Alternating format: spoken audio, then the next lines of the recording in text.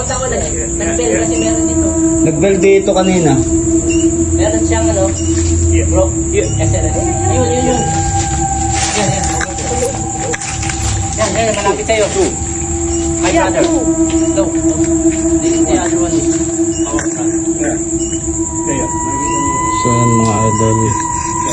Ang mga kasama natin na paranormal. Ay, ito yung isa, nandito, nasa upuan. Oh, nawala, malis. Yung gamit dito ng foreigner na kasama natin ay napaka-high-tech. Computerized siya kung bakit. Madali niyang nadedetect dahil nakikita niya sa screen ng kanyang computer. So yan yung kasama natin na paranormal na German.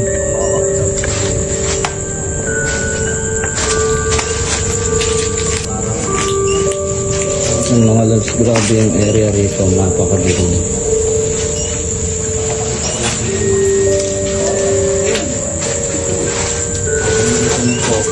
Commander Leo Pinita lang,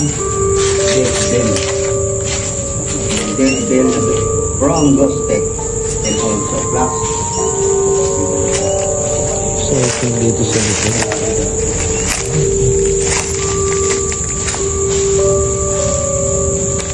So, mga idol, para makatawag tayo, magsisindi tayo ng kandila dito.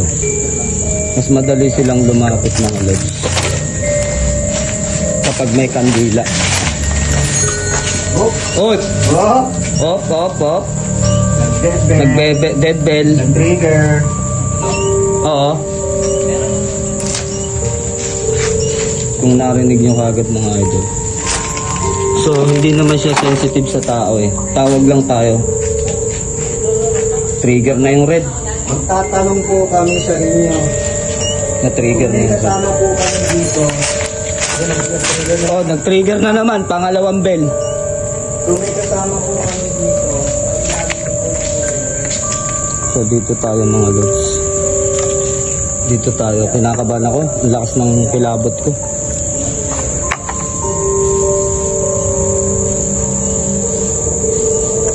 So, wala kasing si Mrs. nandun nag-iikot eh.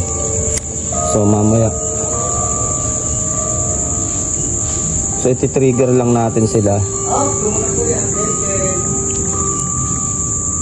Iti-trigger ko lang sila mga lods. Magtitirik ako ng kandila.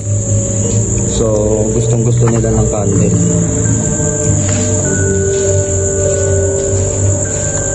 Yan, yung mga kasama ko nandito na.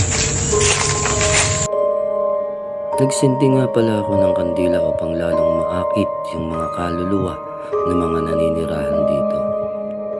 At lumipat pa kami sa ibang bahagi upang makita ang kabuuan ng lugar na ito.